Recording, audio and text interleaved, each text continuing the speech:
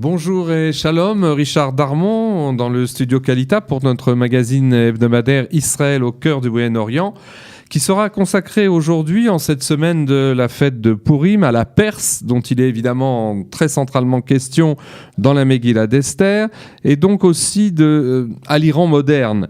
Et tout simplement parce que l'une des évidences assez stupéfiantes de l'histoire hébraïque et juive a voulu qu'après avoir été confronté et éprouvé, voilà à peu près 24 siècles, par Aman, le premier ministre du roi perse Assuérus, que nos sages catégorisent d'ailleurs comme faisant partie du peuple d'Amalek, on reviendra sur cette notion, il s'avère maintenant que le peuple d'Israël contemporain, qui est de retour depuis un siècle sur sa terre, et bien que notre peuple a comme principal ennemi, et pas seulement géopolitique et militaire, mais un ennemi existentiel, eh bien l'Iran et surtout le régime despotique qui le gouverne, qui est aux mains de ces ayatollahs impitoyables, les ayatollahs chiites, prêts à tout pour activer le retour de ce qu'ils appellent le Mahdi, le 12e imam, qui est censé venger toutes les humiliations subies par les chiites au travers de l'histoire. Alors je vous propose, avant de vous présenter notre invité, qu'on regarde un court extrait d'un congrès d'une allocution prononcée par l'ayatollah Khamenei, qui est le guide suprême de la révolution islamique, en novembre 2019, il n'y a pas très longtemps, dans laquelle il développe le thème qui lui est cher et qui est cher à tout ce régime, à savoir qu'Israël, je cite, est une tumeur cancéreuse qui doit être éradiquée. Alors on regarde ces quelques extraits.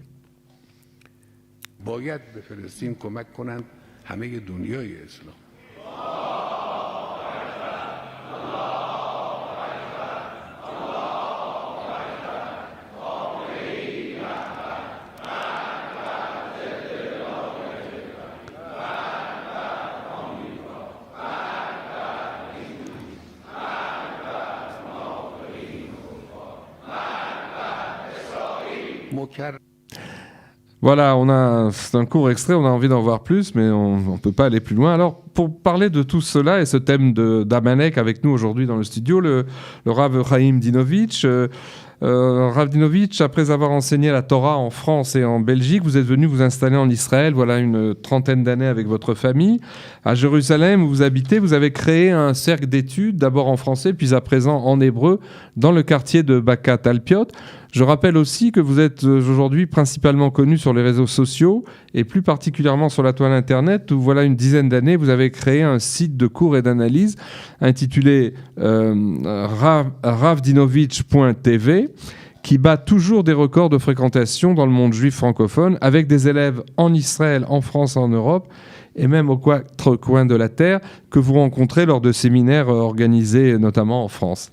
Alors, puisque notre sujet c'est justement Purim, est-ce que dans une analyse que j'ai ici sous les yeux, que vous aviez écrite et publiée il y a quelque temps déjà, vous expliquez qu'on ne peut comprendre Amalek, qui est aussi appelé en hébreu Reshit Amim, une tête des nations, tout comme Israël d'ailleurs, on ne peut le comprendre et comprendre sa psychologie et ses motivations et son adversité finalement farouche contre Israël que si l'on fouille, à condition de fouiller et de décrypter ce que vous appelez l'origine du retour. C'est-à-dire qu'il y a quelque chose, Israël a affaire au retour et paradoxalement, cet Amalek-là, en tout cas l'Amalek perse et iranien, il a aussi affaire au retour. Bon, alors, il y a effectivement, cher ami, tellement de choses à dire sur l'Amalek biblique et sur l'Amalek contemporain. En passant, on va en parler aussi par l'Allemagne nazie et aujourd'hui l'Iran. Mais effectivement, on voit dans la Torah que Amalek ne s'attaque pas aux Juifs en tant que tels, mais il s'attaque à la nation d'Israël. Dès que nous sortons d'Égypte, et que nous sommes dans une situation de non-retour par rapport à l'Égypte et l'esclavage, on vient de traverser la mer, 3 jours après, Amalek nous attaque. Et nos maîtres expliquent que l'idéologie d'Amalek n'est pas une idéologie anti-juive, mais une idéologie anti-nation d'Israël. Il peut accepter que les Juifs soient des citoyens partout dans le monde, ayant une religion qui peut être différente de ceux de la nation qui les accueillent, exactement comme aujourd'hui en France, il y a des Français musulmans, il y a des Français protestants, des Français évangélistes, des Français catholiques, des Français laïcs, des Français juifs. Ça, c'est la théorie d'Amalek, parce que Amalek voit, on pourrait dire, l'attachement à Dieu comme une religion, mais non comme une nationalité. Le peuple juif est différent de tous les autres et de toutes les autres nations, en ce sens que même si chez nous, ça s'est beaucoup perdu à cause de l'exil, mais chez nous, il n'y a pas de religion. Il y a une nationalité qui a deux aspects, l'aspect, on pourrait dire, terrestre et l'aspect spirituel. Exactement comme dans un être humain, il y a le corps, il y a l'âme, qui sont indissociables, sinon on meurt. Et toute l'idéologie d'Amalek, c'est le refus d'une nationalité fondée sur une dimension qui soit spirituelle aussi. La preuve, la religion chrétienne s'étend sur des centaines de nationalités. La religion musulmane s'étend sur des centaines de nationalités, puisqu'il y a des Asiatiques musulmans, il y a des Français musulmans, il y a des Américains musulmans, il y a les chiites, il y a les sunnites, etc. Donc, nous sommes le seul peuple sur terre qui dit que notre relation à Dieu passe aussi par une expression nationale, une identité nationale, et ça, c'est le grand combat d'Amalek. Alors, en fait, dans l'histoire biblique hébraïque, puis juive, je fais la distinction parce que le terme juif, en fait, qui est employé, Yehudi, qualificatif à Mordechai Yehudi, à Yehudi, est employé pour la première fois. Quand on est en galoute. Oui, dans l'exil. Et donc, il y a une distinction entre l'histoire biblique hébraïque et l'histoire juive. Il y a en fait deux Amalek. Il y a l'Amalek dont vous venez de parler, qui est celui qui nous attaque à la sortie d'Égypte, à peine une fois traversé la mer Rouge, quelques jours après. Et puis, il y a un Amalek, c'est celui de la Megillah, qui intervient quelques siècles après. Et donc, il y a déjà deux niveaux, on pourrait dire, de l'intervention d'Amalek. Oui, parce que il faut aussi se rappeler d'abord quelque chose de très, très, très important, c'est que Aman, qui n'était pas du tout un Perse, Aman était un Amalécite. Toute sa famille vivait dans le territoire occupé par Amalek, qui est aujourd'hui plus ou moins la région de Harad. C'est là-bas que vivait Amalek. Et donc, lui, il s'est, si j'ose dire, exilé en Iran. Il est devenu un personnage très, très important. Il a bien sûr acquis la nationalité iranienne, mais il n'était pas du tout iranien. Ça, on va en reparler dans quelques instants. Mais quoi qu'il en soit, il faut bien se rappeler le contexte. La montée d'Amalek, la montée d'Aman, qui devient finalement le bras droit de Assuérus et sa volonté de génocider Israël, c'est à la fin des 70 ans de l'exil prévu par les prophètes, au moment où Israël commence à revenir sur sa terre. Avait déjà commencé à l'époque de Cyrus, il y avait eu après une interruption, mais on est en plein retour d'Israël sur sa terre. C'est à ce moment-là que se lève Aman et veut détruire Israël. Ce qui est bien la confirmation que Amalek ne s'attaque pas aux Juifs en tant que tel. Il y en a qui s'attaquent aux Juifs en tant que tel, mais c'est pas Amalek. Amalek s'attaque à la renaissance de la nation d'Israël. C'est ce qui s'est passé en Allemagne aussi, si on peut en parler aussi. N'oublions pas que la véritable, on pourrait dire ce qui a véritablement amené la solution finale, c'est la rencontre entre l'imam Khomeini et Hitler. C'est quand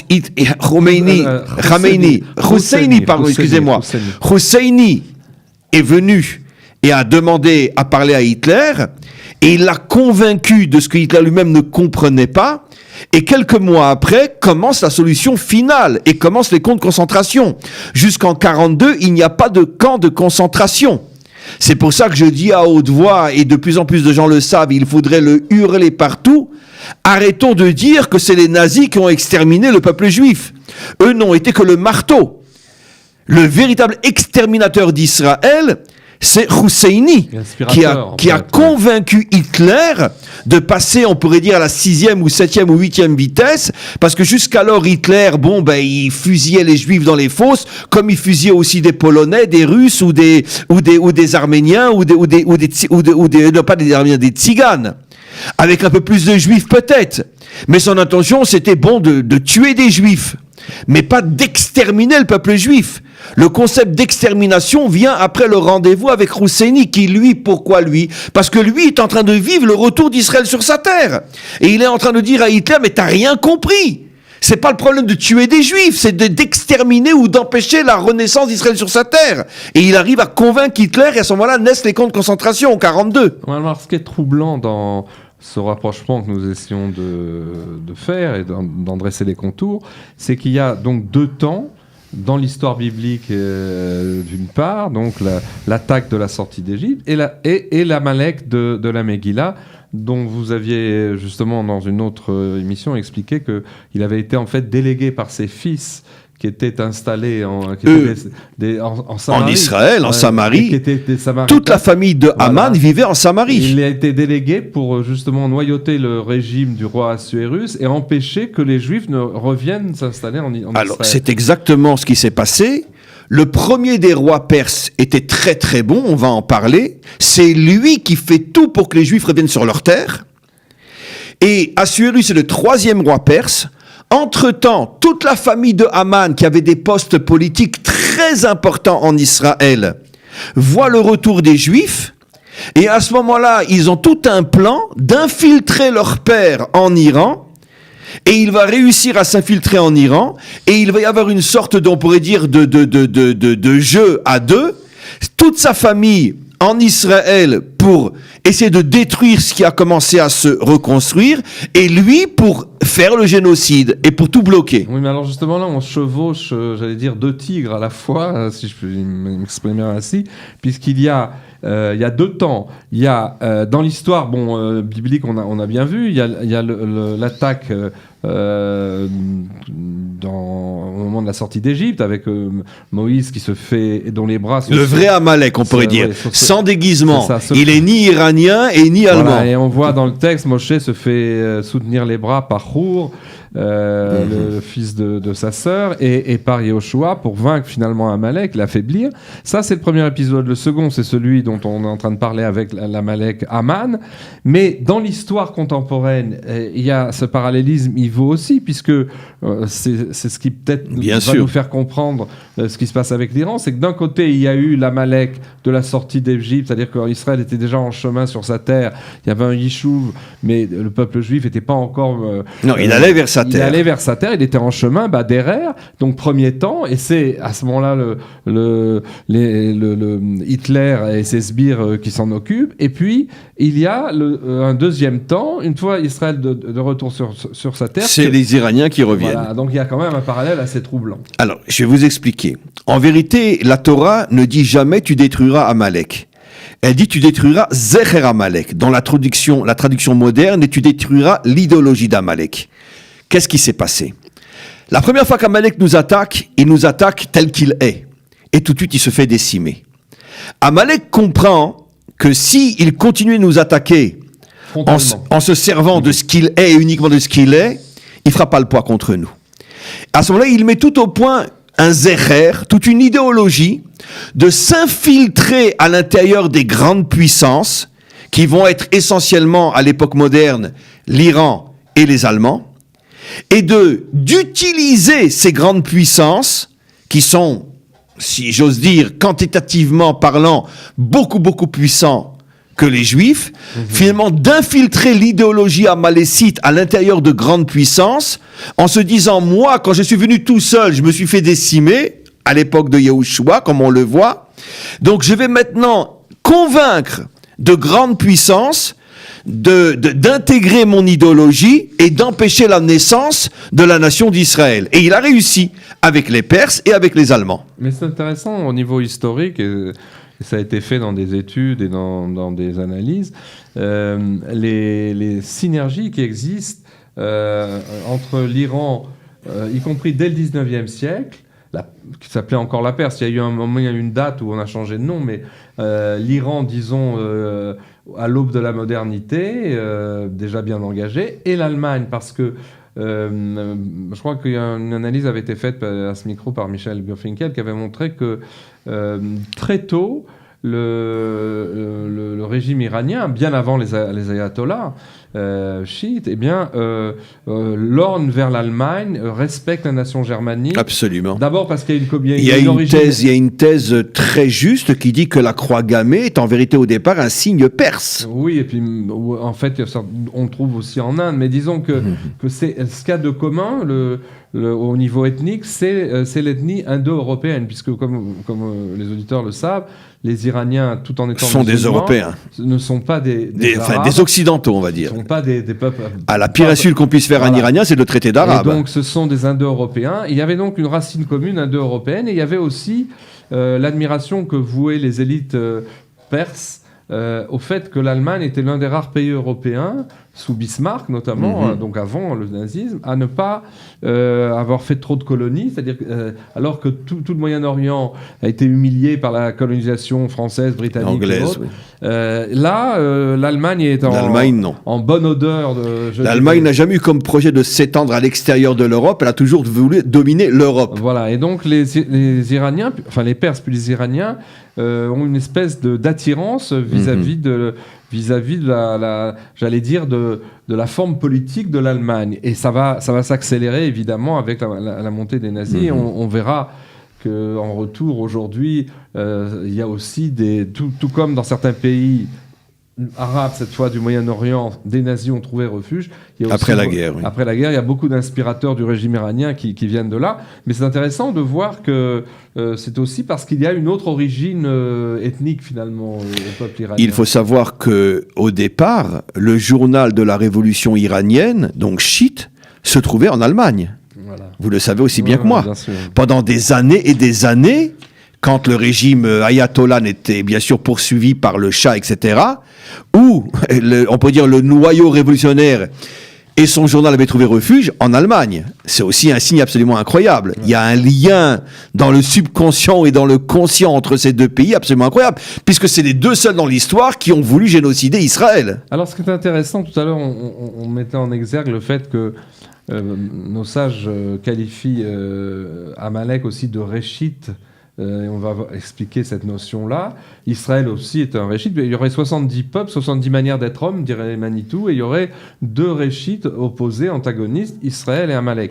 Et dans l'analyse que je citais en exergue, dans votre analyse d'il y a quelque temps, vous partez, je dirais, avec un angle très large, puisque vous notez une opposition qui existerait entre l'histoire globale des nations, qui ne veulent en aucune manière d'un retour à leur passé, qui n'est pas forcément glorieux, et qui est passé préhistorique, j'allais dire, et par ailleurs l'histoire d'Israël, qui est l'histoire d'un retour à ses valeurs, à sa terre, grâce justement à la providence divine, une notion que l'on retrouve d'ailleurs dans la sémantique hébraïque, avec le vav conversif, qui Ve'aya, le passé se transforme en avenir. En futur. Dans la grammaire biblique, on met un vav devant le passé, ça devient un futur. Ce qui a été sera. C'est-à-dire que nous, on n'a pas. Parce que si tu n'as pas de passé, tu n'as pas d'avenir. Oui, nous, on n'a non seulement pas honte de notre passé, mais on veut le refaire venir dans l'avenir, si j'ose dire. Et donc, il y a là, on ne peut pas comprendre, c'est ce que vous disiez dans cette analyse assez fouillée, on ne peut pas comprendre ce qu'est Amalek. Si on ne fait pas cette analyse globale par rapport aux nations. Alors comment ça joue Amalek par rapport aux nations? Qu'est-ce que ça veut dire aussi réchite? Eh bien, tout simplement parce que n'oublions pas que d'après la lecture biblique, Amalek est de la famille des fondateurs d'Israël. Amalek est le petit-fils de Esav. C'est l'arrière-petit-fils de Yitzhak. On a des textes qui disent que Amalek jouait sur les genoux de Yitzhak. Yitzhak a vécu 180 années. Donc, il a eu le temps de connaître Amalek. Amalek a grandi dans la famille fondatrice d'Israël. Je vais donner un autre exemple, bien que ça n'a rien à voir avec Amalek, mais l'exemple est juste. Et n'oublions pas que, avec toutes les nuances possibles, le monde chrétien s'est fait appeler le nouvel Israël. Ça veut dire qu'il pense être finalement de notre même origine. N'oublions pas qu'aujourd'hui, les Palestiniens disent que ce sont les descendants des Hébreux qui vivaient sur la terre d'Israël. Oui. Et ils disent que Jésus était le premier Palestinien. Voilà. Ce qui veut dire qu'on voit que tous ceux qui veulent nous détruire se réclament de notre source. Et donc la Torah, il y a 4000 ans, avait déjà prévu ça, en disant que Amalek se fait appeler Réchit, qui veut dire l'origine, le même mot utilisé par notre histoire, comme pour dire que Amalek finalement se prétend être lui le véritable héritier des fondateurs d'Israël. Comme les catholiques se prétendent le véritable héritier de la Torah, etc., dans différents domaines, tous ceux qui veulent en vérité nous remplacer se prétendent être nous-mêmes, comme les Palestiniens aujourd'hui, qui disent c'est nous les vrais Hébreux. Ouais. Et Jésus était un Palestinien. Alors, d'où viennent, parce que vous abordez aussi ce sujet, parce que ça suppose des explications assez fournies, mais on a un peu le temps de les développer. D'où viennent ces motivations psychologiques dans la structure de l'Amalek moderne, je parle maintenant, qui est, non pas le grand peuple iranien, mais son régime actuel de tyran chiite, de plus en plus haï d'ailleurs par la population iranienne elle-même, une élite qui veut en fait venger la défaite historique subie, tout le monde le sait, en l'an 680, donc quelques années après l'avènement du prophète Mahomet, par le petit-fils de Mahomet qui s'appelait l'imam Hussein Ben Ali. C'était un Hussein, comme par hasard. Un Hussein Ben Ali, en 680, dans un endroit qui s'appelle la Karbala, c'est à 100 km au sud de Bagdad en Irak. Et là, il y a les califes, c'est-à-dire la branche qui va être la branche sunnite. De l'islam, qui écrase la branche chiite. Ce qui va devenir la branche chiite. En vérité, les chiites ont un lien, on pourrait dire ADNique, biologique avec Mahomet, alors que les sunnites ont un lien uniquement, on pourrait dire, au niveau de la transmission de la pensée, mais pas biologique, c'est pas de la famille. Et donc, eux, même s'ils sont très minoritaires, aujourd'hui, les chiites dans le monde représentent 15% des musulmans, et encore, au Moyen-Orient un peu plus, parce qu'il y a les 85 millions d'Iraniens, à majorité écrasante chiite, et puis au Liban et ailleurs, et en Syrie. Mais disons qu'au Moyen-Orient, les chiites, c'est à peu près 20-25%, mais dans le monde entier, c'est moins de 15%. Et cette minorité de l'islam va, car elle a été pas seulement battue sur le terrain à la Karbala en 680, mais elle va être aussi ostracisée, martyrisée par les califes, et il va y avoir un vécu très très difficile de la minorité chiite qui aujourd'hui, se réincarnant dans le régime iranien, veut prendre sa revanche, c'est clair. De toute façon, le discours officiel, c'est la haine des juifs, mais en vérité, si on mettait devant un chiite, surtout ceux qui sont au pouvoir, un juif et un sunnite avec un revolver et une seule balle, je vous garantis qu'ils tirent sur le sunnite, pas sur le juif. Ça, c'est évident. Ils haïssent beaucoup plus les sunnites qu'ils haïssent les juifs. Mais là aussi, on a donc j'allais dire un compte à rebours de l'histoire, ou un règlement de compte qui est d'ailleurs très prégnant au niveau géopolitique, puisque les pays qui redoutent le plus que l'Iran se dote de l'arme nucléaire, c'est l'Arabie Saoudite. C'est les sunnites. C'est pour ça qu'ils s'allient plus ou moins officiellement aujourd'hui avec Israël, parce qu'ils savent que seul Israël peut les protéger de l'Iran.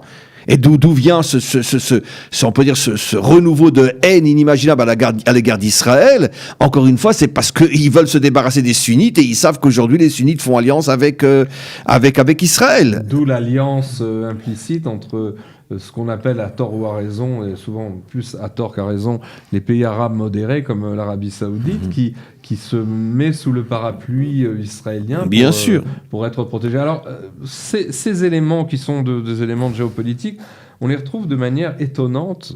Il me souvient d'un cours que vous aviez donné il y a assez longtemps, dans le Zohar, puisque vous aviez cité dans un cours sur Purim il y a quelques années, je pense que c'est Metuzat Zahav, un des commentateurs du Zohar, qui, commentant la vision de Daniel, la vision des 4 monstres qui émergent de la terre, et en fait en disant, l'interprétation plus ou moins lisible, c'est qu'il s'agit des différents empires. C'est le Malbim qui explique que le dernier, comme le Talmud le dit, le dernier grand ennemi d'Israël dans le monde musulmans seront les Perses. Oui, alors justement, lui, alors, je ne sais pas si le Malbim ou le Mesoudzadzev... Malbim l'explique, oui. Zahab, il explique qu'il y a la petite corne et la grande corne. Voilà, et la petite corne corne, c'est-à-dire une minorité, c'est incroyable, c'est qu'ils n'avaient pas les catégories sunnites, chiites, mais le roi Hakodesh des maîtres d'Israël fait qu'ils ont vu que ça serait la minorité de l'islam, donc les chiites aujourd'hui, qui serait la plus agressive.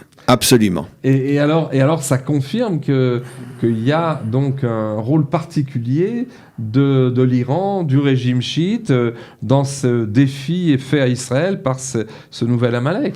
Alors, je voudrais, avec votre permission, revenir sur un point qui est très important. Le lien, mais plus que scientifique, plus précis que la science, entre finalement l'amalécisme iranien et l'amalécisme allemand. On a affaire, dans les deux cas, à un parcours historique, mais qui est d'une précision, d'une ressemblance à couper le souffle. N'oublions pas que quand les Perses prennent le pouvoir au Proche-Orient et détruisent la Babylonie, le premier des rois perses est fou amoureux des Juifs, au point qu'il leur prête son armée. Il dépense des milliards pour aider les Juifs à revenir sur leur terre, à reconstruire le temple et même à prier pour le salut de la Perse. Cyrus, au point que dans la Bible, il est appelé Mashiach, le Messie. Absolument fou.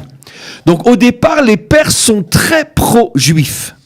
Je vous signale, malheureusement la Shoah nous l'a fait oublier, mais le premier pays d'Europe, fin du 19e siècle, qui va ouvrir ses portes aux Juifs, qui va enlever officiellement la haine du Juif, qui va accepter les Juifs dans les universités, qui va leur donner la possibilité de monter, au point que avant l'ascension de Hitler, on dit c'est vrai ou pas, mais en tout cas c'est sûr qu'il y a quelque chose de vrai là-dedans. Un avocat sur deux était juif à Berlin. Le premier pays d'Europe qui va ouvrir ses portes et peut-être même son cœur aux Juifs, c'est l'Allemagne. Donc un point commun avec l'Iran. Et très vite... L'Iran de Cyrus. Les Perses, au début de grands amis d'Israël, et en quelques décennies, les Perses, le troisième roi, puisqu'il y a eu donc Cyrus, son fils, et après Assuérus. Assuérus devient Hitler, il signe le génocide. De la même manière, les Allemands au début sont un peuple très favorable aux Juifs, c'est pas encore Israël, et très vite, quelques décennies, il y a un retournement. Regardez, je vous en ai parlé tout à l'heure, je voudrais le citer aussi. J'étais il y a quelque temps, j'ai fait un séminaire en France à Lille. Comme on le sait, le nord de la France est comme Verdun, une région où il y a eu des combats pendant la guerre de 14-18, des combats inimaginables. Vous avez des milliers et des milliers de tombes dans toute la Normandie. Et la guerre de 39-45 voilà. aussi. Voilà, aussi. Mais surtout la guerre 14-18, dans toute la campagne du nord de la France, dans la région de Lille, vous avez des milliers et des milliers de tombes dans les cimetières marocains, français, canadiens et allemands. Et donc, j'étais chez des amis dans cette région-là, il y a quelque temps, et ils veulent me montrer quelque chose, mais ils ne me préviennent pas. On va vous montrer quelque chose. On passe près du cimetière allemand de la guerre 14-18. Dans le cimetière allemand, il y a une croix, un Magen David. Une croix, un Magen David. Des centaines de tombes juives dans le cimetière allemand, donc de ceux qui, pendant la guerre 14-18, se battaient contre les Français, etc. Et évidemment, donc, des soldats juifs allemands ont tiré sur des soldats juifs français aussi. Et donc, comme pour mettre en évidence qu'il y avait tellement de juifs dans l'armée allemande, ils n'ont même pas fait, comme c'est généralement demandé par la loi juive, on pourrait dire de les mettre à part, de ne pas les mélanger au milieu des croix. Mais au milieu des croix, vous avez des centaines de Magen David. Qu'est-ce qu'on comprend de là? Que pendant la guerre 14-18, les Juifs étaient des grands amis des Allemands, puisqu'ils se sont battus à leur côté. Ils se sentaient d'abord allemands avant d'être juifs. 20 ans après, la Shoah. Exactement le même phénomène qu'en Perse. Le roi Cyrus qui dit « Je veux tout faire pour aider les Juifs à se reconstruire », 3 rois après, le 3e roi, donc peut-être 20-30 ans après, le génocide. Alors. Donc il y a un point commun ici absolument incroyable. Et pourquoi? Parce que, justement, Amalek est celui qui ne veut pas de la nation d'Israël. Et c'est ce qui va se passer. Tant que les Juifs en Allemagne sont des Allemands de confession israélite, les Allemands les adorent. Au contraire, ils participent à l'économie, ils sont prêts à mourir à côté de nos soldats protestants pour la plupart dans la guerre de 14-18. Mais quand on en arrive dans les années 38, 40, etc., et que déjà depuis des décennies, Israël a commencé à revenir sur sa terre, surtout les Juifs russes, polonais, etc., et qu'en plus arrive Husseini pour ouvrir les yeux d'Hitler, il dit « Mais tu n'as rien compris, la nation d'Israël est en train de se reconstruire, si on n'y met pas fin dans quelques années, ça sera une nation parmi les autres. » À ce moment-là, exactement ce qui se passe avec Assuérus. Cyrus, lui, n'avait rien contre la renaissance de la nation d'Israël, parce que c'était pas un Amalécite. Mais Cyrus est convaincu par Aman qui est un Amalécite, comme Hitler qui est un Amalécite et Husseini qui est un Amalécite, et donc l'un convainc l'autre, empêchant la nation d'Israël de renaître. Donc on a toujours le même phénomène. Tant qu'un juif est français de confession israélite, américain de confession israélite, Amalek est le premier à dire bravo, continuez, bravo. Mais dès qu'Israël dit nous voulons être une nation, à ce moment-là tout change.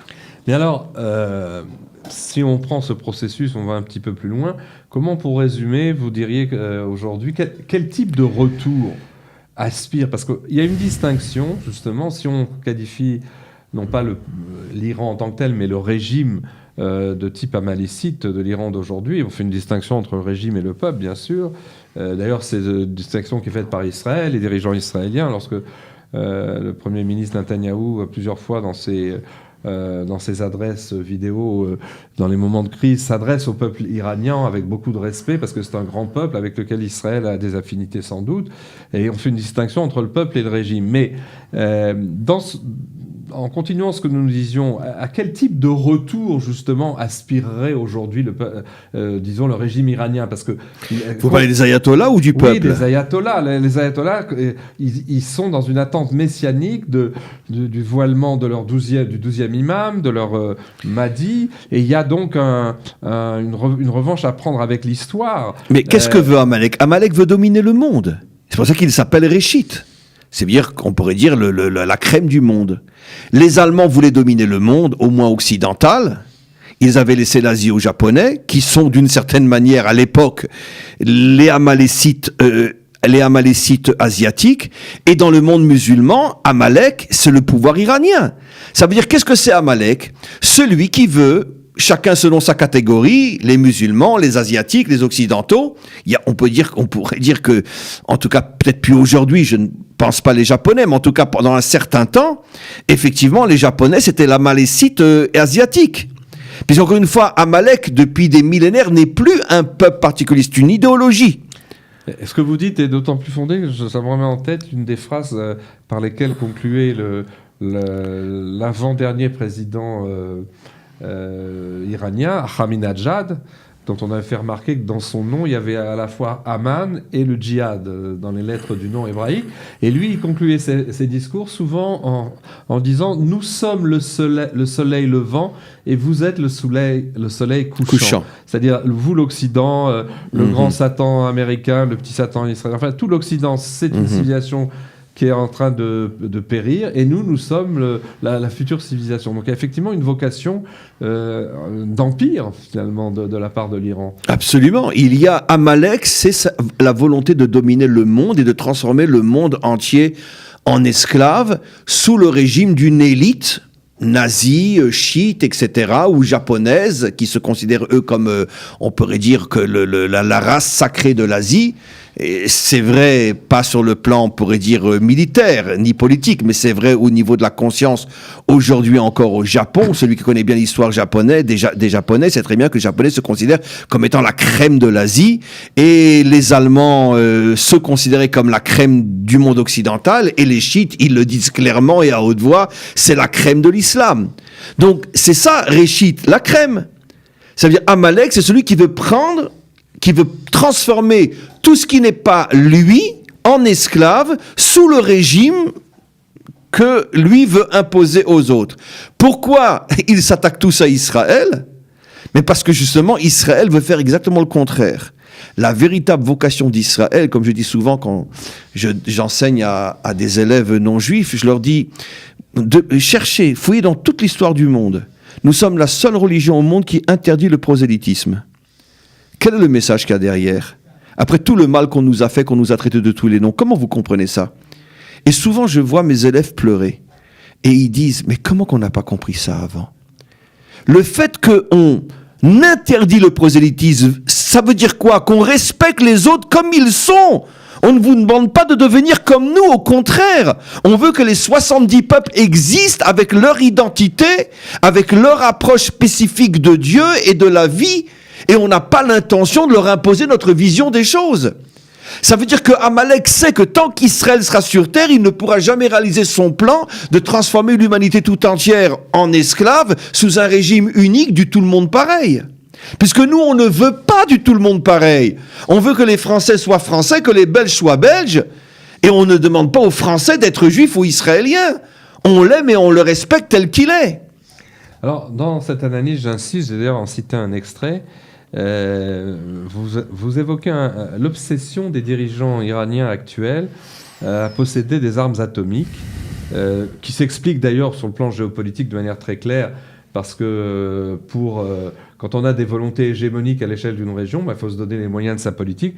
Et je dirais en surplus que ce qui est inquiétant, c'est que si les dirigeants iraniens se dotent de l'arme nucléaire, c'est pour s'en servir.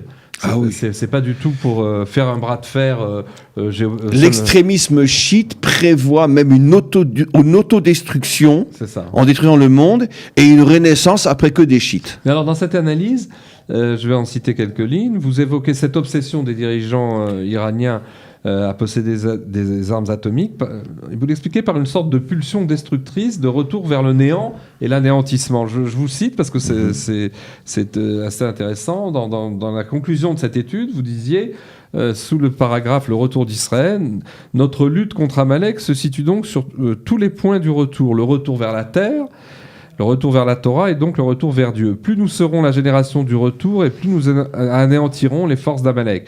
Il est intéressant de remarquer, dites-vous, que la découverte de l'atome est le retour de l'homme vers l'origine première de la matière. Donc, c'est-à-dire vers le réchit. Voilà, il est donc évident que seul un juif, Einstein, pouvait ramener le monde à l'origine première, puisque Israël est le peuple du retour. Cependant, Amalek, qui vit dans l'illusion d'un retour, revient vers l'atome, c'est-à-dire l'Amalek chiite iranien, mais pour détruire, revient vers l'atome pour semer la destruction et la mort. La bombe iranienne est bien la preuve que cette civilisation retourne vers le néant, et c'est pour cette raison qu'elle s'attaque à Israël, seul peuple dont le passé est le rêve de son avenir. Vous savez très bien qu'il y a une fête chiite que le monde entier connaît, où ils prennent des sabres et des couteaux et ils se coupent le visage, ils saignent à sang, etc. Et qu'est-ce que c'est cette fête ?